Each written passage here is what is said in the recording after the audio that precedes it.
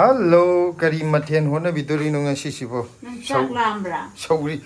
da tare. chak lambra ba ngantana chang ise. Keno chikke tor ina kari jang nong. Ma di chak lam di ne chakum de te chang iba sagra ba chakum ji nung te chang piro konte. Akoi di sauri bu thong di adum yare atai keno tok drojo. Sauri ji ne koi pam de je. Sauri je mafam kanom di wala. Mo me pa da thangjing mo me pa do oi di am hena sana ga da bune. Tena je sauri thong ga thangjing met pa haira. Sauri thong ga keno bu hayeng sauri re ikut tu e chaning bu matam da sabe thangjing he leba ga tu ki style dom jar loi.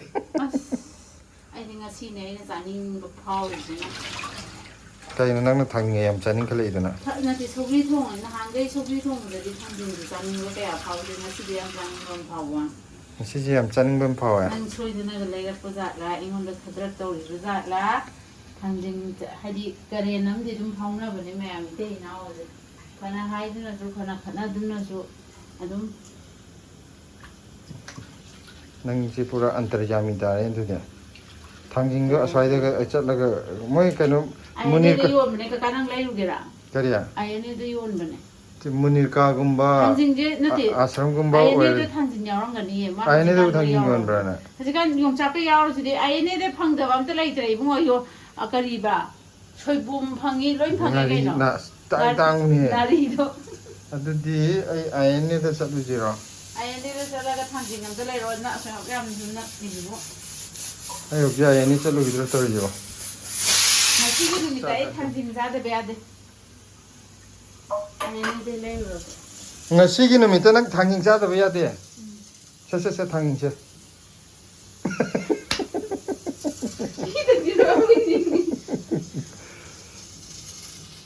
magic am tawi ra nang magic se tal le haji ki le bo nang magic bo ai magic am tawi ge se namit ushal nang na pi man so on thoga namit am tawi shal magic am tawi ge kai da no on thok te je phon on ai za on on jalo adu ga namit ushal ya ro bo ka yang kuin usin gi doi no kai nom le to shile eh sina kari ya ayane se ai na khut ke no to ni na khut yun sikana na piram ba nang na lei budi ora ma po se yam yam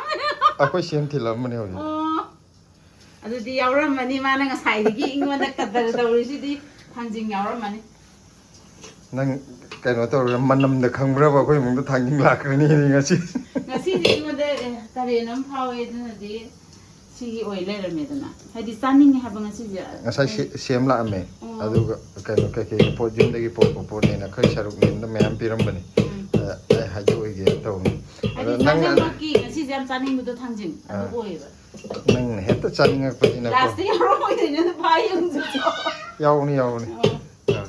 ngasai khut du ni ram bani ma piram bu oh adu da du ni na adu loi duro ba ha kan to potai potai ge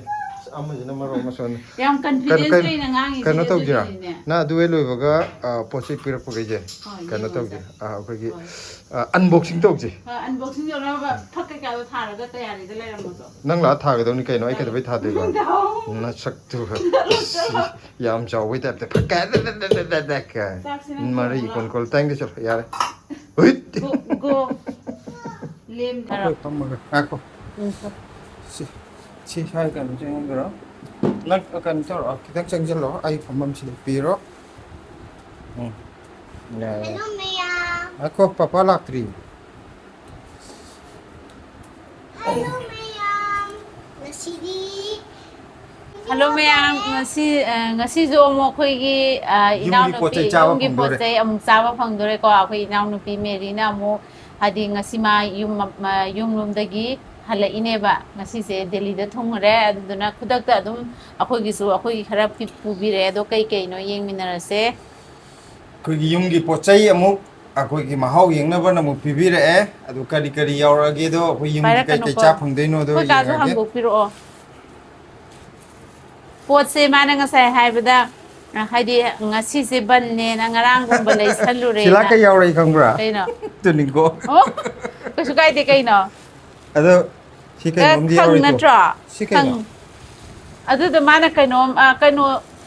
ko la sa video rang ne adu de kaino ma oi bani ka khang mayam khang yaw re khang pire as sidi khang di yam atang yam hawn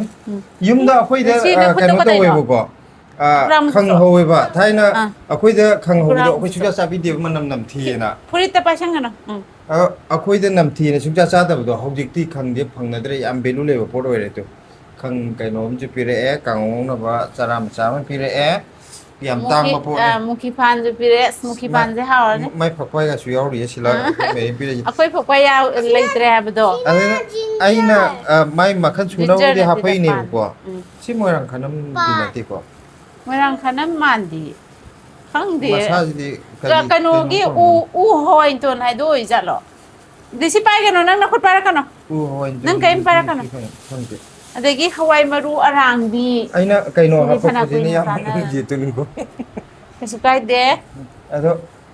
engon tu hawai je sikari hawai ko ge sangrang maru ma mi hawai arang bi hawai arang bi khang dilang bu da hai ne sangrang maru di na te ba sangrang maru na matum tarap to ne ba adu man gi to bra di khang na du di na te sina sang tak to si hawai je mayam kari hawai no khang de to kaino to we marang lang ko ai su kong de tu mayam si je tu maroi na pak pi je khara phajadre maroi na pak pi je khoi gi kaino to hojik ti nong chu bani na ma patpa matam du gi oi bane ne mai tei tilo nan mai kaino gi mai tei pan bje yam chau ne do ong chu mu hai ge mai tei tilo hai jira ising tilo hai jira ising tilo ju hai na da si de mai tei gi tu ne ani chui tu si sina ising tilo hai do jira ma hai di amana purple chang ye ba macha je to si jina mana purple chang ye aduga amma jina khara chau apa apa nang yam pai no iyo na bdo amma jina amuk chau we ba khuram do se som ka kashi to roi da to si sina mukthru bi kitang am yaw re mukthru bi je phare asi am pa ma mi yaw re aina chaw yam heb na tra aina am ngau je po ne asi silana pu thore je kari ba si ja kai thabi ai se ma pa lom da lei da na ikai thabi ga se ama ta khangak tre me yam chakhat ta bi am lei ba do adu oi rak to re je ikai thabi ni me am pam ja ba ko cha ba yam hei bai ta bai na ti u da pang ka kalak cha ba pot oi ba degi awa phadigom khara me yaw re awa phadigom je khoi gi sijal la abane awa ma yam phaja ba sidi yam fresh oi maya si uti em ju chaw ra ni kang su hum ju thong da ni si ka ro tong se tha ba ya ni mara yaw ba sing ji khoi di amata mangan den mana ga je lok tho tha ba bu ya ba ya ra chaw oi da na ko Hoina po. chiloi thai ya akhoi gi tha na ba maru kaino na aina kaino je amata lobi ro hai ba gi asma packet ani lobi re je am phare maya awa phadigom jai je loina kaino tok je ni sa ba loina si gre ba ko adugi packet lobi ka maru te lebi ro to da maru ju lebi re aduga bonus oina tv maru ju lobi re ko semna thangjing ahaoba chau bam yaw re thangjing sidadi hi thangjing je lupa sam dei ta ro ade hoi ma sibu kai kau ge thangdi am phajai maru adu kaino ni kaino yang ma pan do yang ma pa lo si ja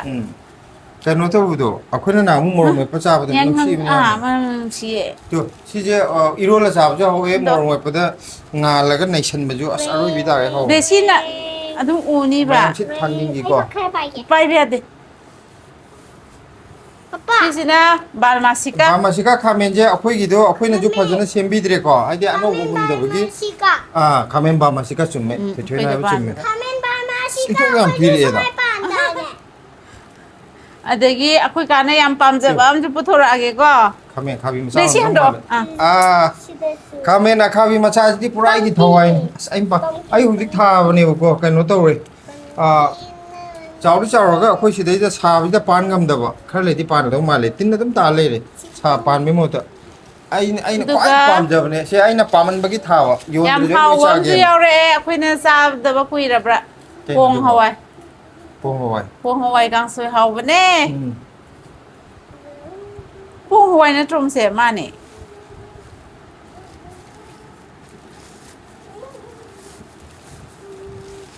du kai no tes pata manan sidi fresh ni pura tu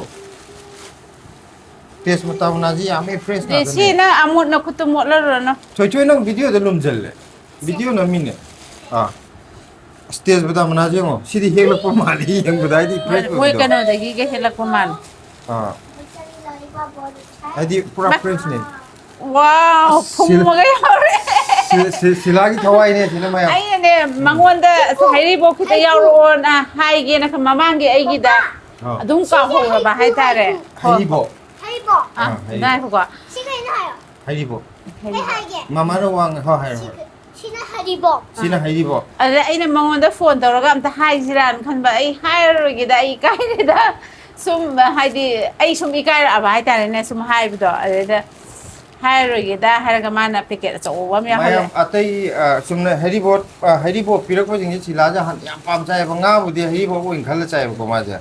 아도 아코이 메리나 마망데 모이 아존데기 피럭고 하이보 또 자로데 아tai 하이보 싸우야 다 보네 아디 얌 하오이바 순디 Hai di moi gido hek chaba loiraga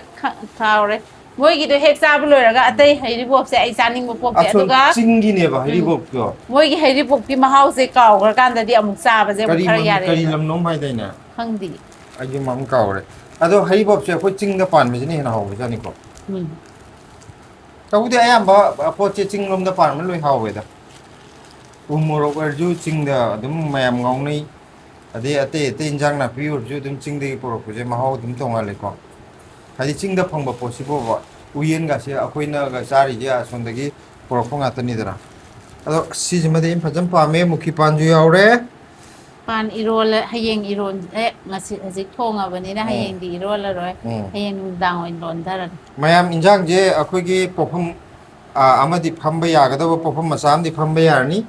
hayeng delhi hata thoga pofam oi phamudra khangde Sigi je hai gra bo me am. ayani market ta mayam sigi pambi je sigi poche yam akhoi kanodi pirai ba angang yibudi khangam ngani maming do akhoi di khangde masak si pungdon ma panjo phet ma le ko Pundon mana hayo. pungdon mana ado Si je akhang badi si je moirang khanam gai ju lei moirang khanam gi masak tu di khange si morang khanam na te ba. ai di maming pal pal aina kola saru dam na khangde ba Si je aina khambada uthum mana ju na te ko khangde si je kano masak je pungdon mana do ya ma le ko ma pungdon mana na khara tha tha law isina parap ta hoyo kai no khangdre me am se jima 불단남이. si khangaro u hawain ton hai do oram do ra khangde. u hoi ton ja khoi de na hoi ho ne do mana je ka Ora ba. Ai ju khangdre ba. Ado mayam si de lei re po chai jing je che hai au na sadara ge blesi school kano da da mu jagoi sa da blesi ki se thelan jar khut sao do wan. blesi ki chura ho yare